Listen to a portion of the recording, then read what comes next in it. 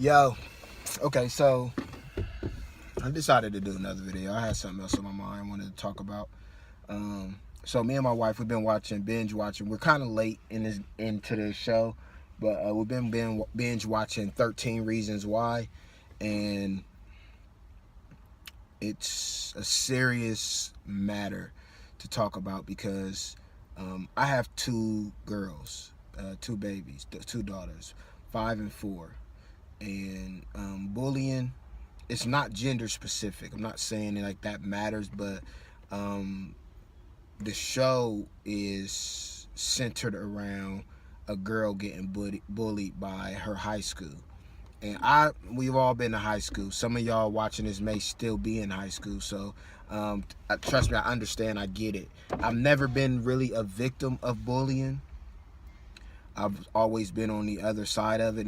I'm not a bully, but I've never had to deal with that. I was an athlete in high school, college. Like, I never had to deal with being picked on. Now no, I've been picked on. Everybody gets picked on.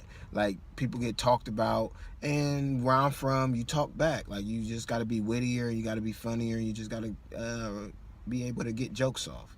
That's just how always was, but I've never been like a victim of if you don't do this, or if it was continuously happening to me where I felt like I had to do something to myself, or I was always despaired.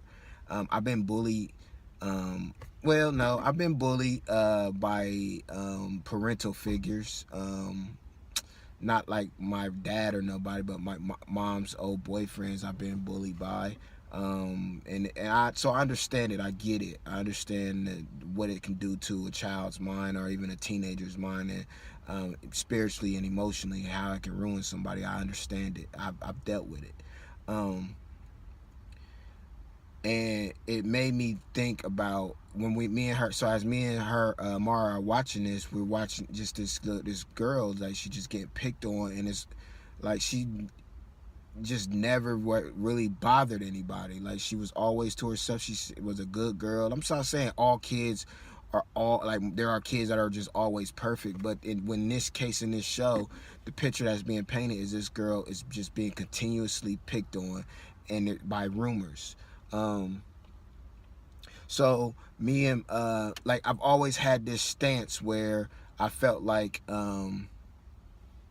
as a parent, I'm not your friend. Like, I'm not your friend, and I've always stood by that, because I've seen what happens when a parent becomes a friend to their kid. Like, kids, they don't know how to draw that line, like talking back or yelling or saying no or expressing themselves. Like, I didn't have those things when I was younger, so I didn't have a friend in my parents, which also played a pivotal role in my growth, because I wasn't able to talk to my mom about stuff that she probably should have known about. So it's like a double-edged sword. It's balance. Like, you just got to understand that balance. And it's hard for kids. Kids don't understand that balance because they're kids, or as a parent, you have to understand the balance. So now, me, as we're watching this show, it's sinking into my head, like, you have to be a friend too to your kids, especially to my daughters. Like, I want them to be able to come to me and talk to me and speak to me about anything, and even about something like bullying. Like, with bullies, they get this sense of control over people that don't really have a sense of themselves. Like, they are taken advantage of. Like, it's sad, because at that point in time in this show, this girl was getting picked on so much to the point where she felt like she had to kill herself. She took her own life, and that's just not, like, I can't even imagine, like,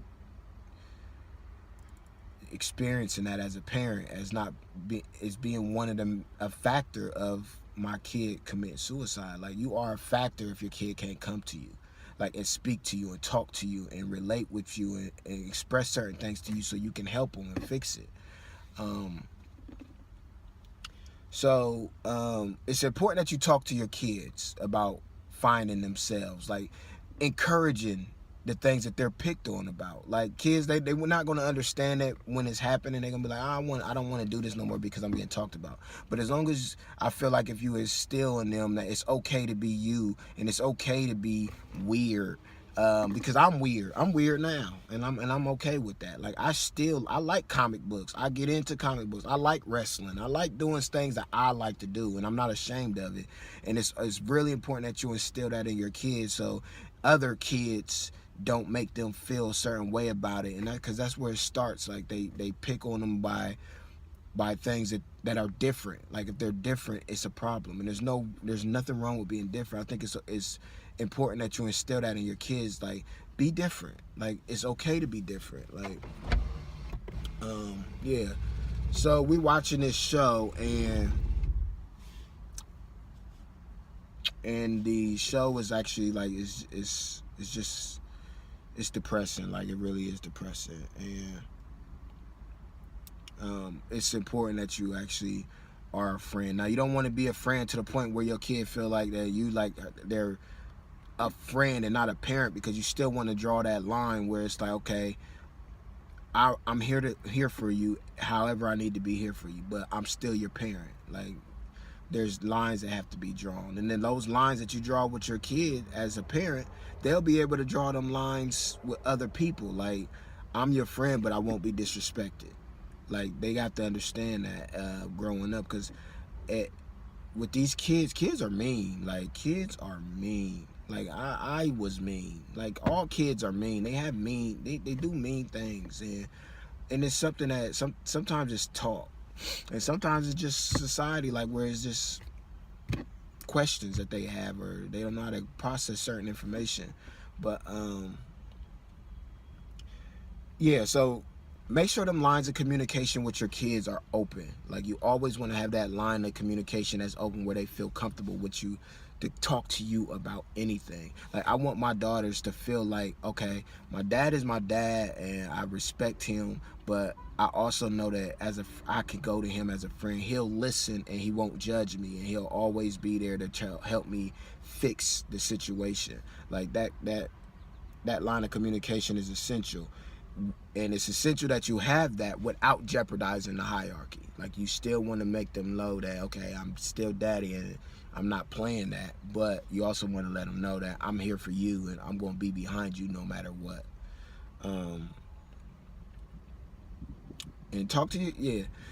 Like, my mom, one thing she don't play that bullying stuff. Like, if something get from my daughters to my mom, if they come to her and tell her somebody bullying, and they tell her that somebody is bullying them, she gonna tell them pick up a chair or something and go upside their head. Like, not initially, but if it's not taken care of how it should be taken care of with an adult, then you gotta take it into your own hands. At that point, it's self-defense. That's how she's gonna tell them. But yeah, you want to make sure that your kids, some of your kids may not have that gene. Like, one of my daughters, the oldest one, she's not really an aggressor. She doesn't have that gene to fight back. So yeah, she's not about that. My baby, yeah, she ain't going. Like, she's not really that aggressive either, but she ain't about to let you put your hands on her, she gonna put hands on you. That's just point blank, period. That's just what she gonna do. Like, nah, I ain't going. Like, she just not.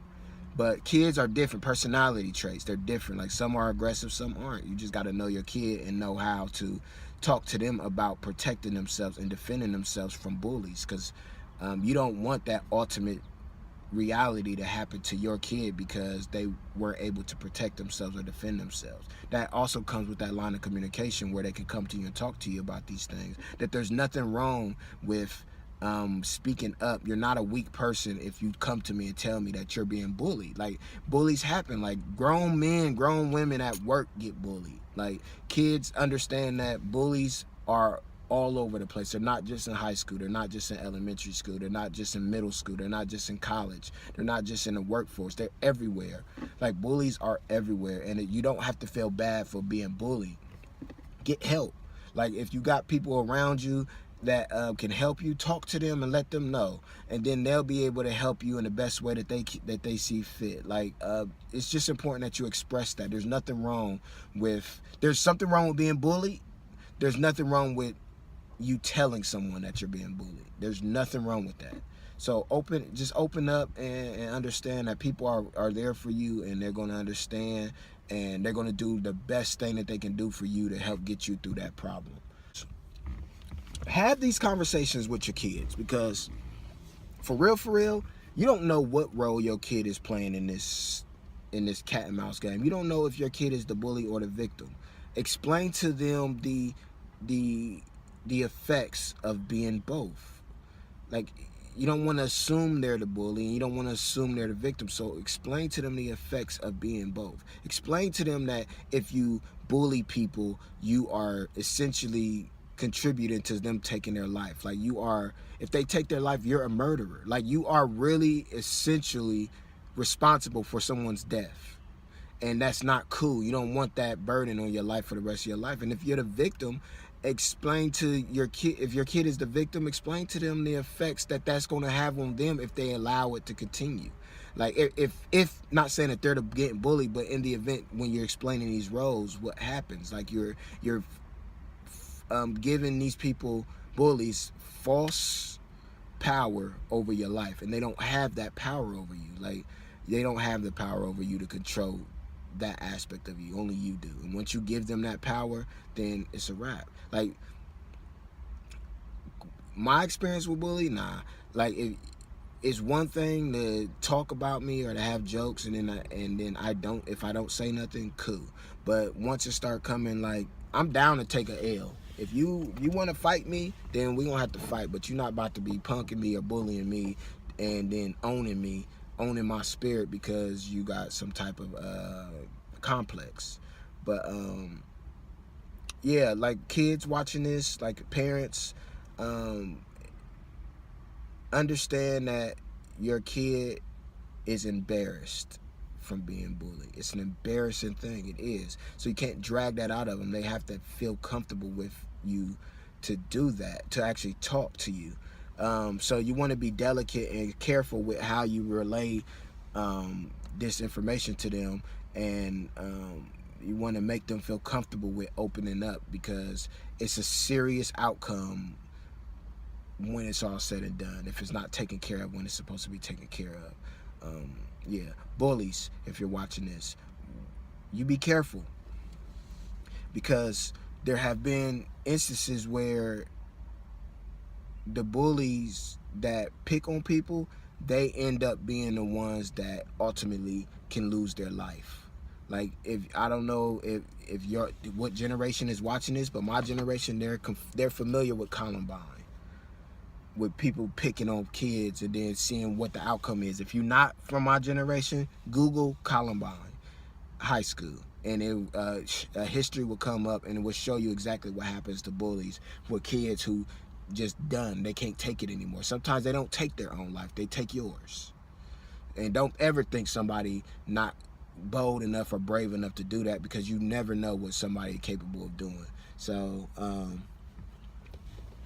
yeah, it's just a disheartening thing when me and my wife were watching this show, and it's really disheartening to see that these kids really feel like there's no way out, and the only way they have out is taking their own life.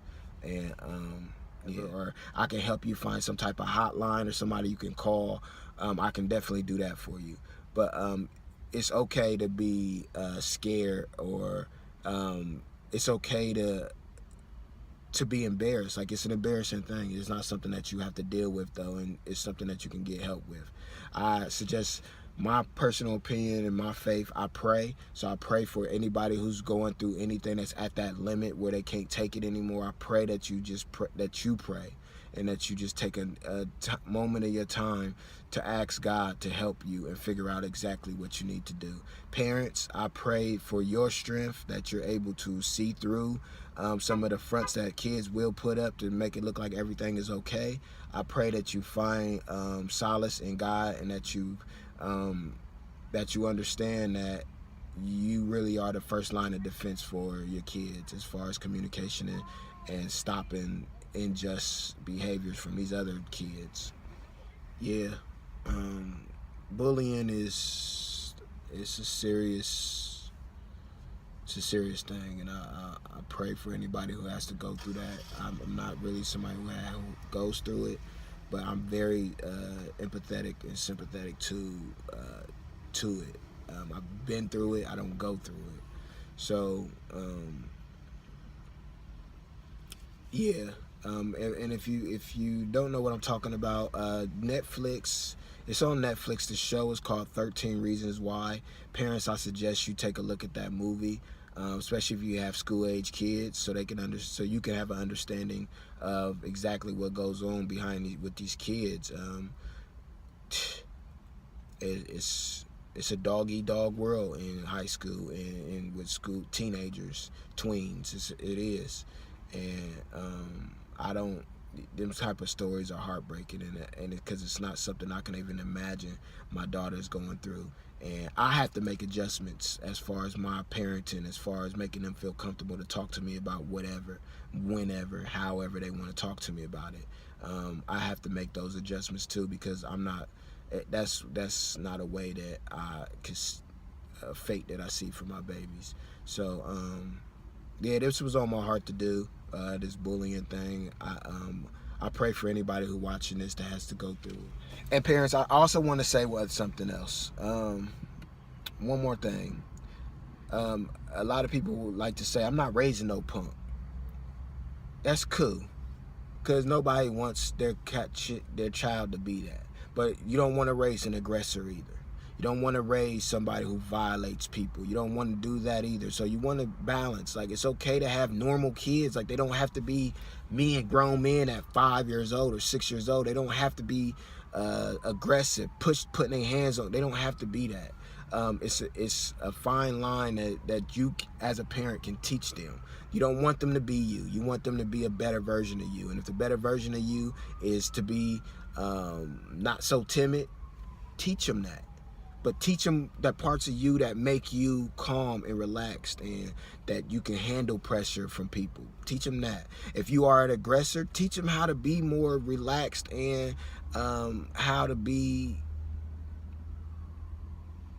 not timid, how to be a softer version of you. Like, you could teach your kids to be a better version of you. That's all I pray for, is that you teach your kids to be a better version of you.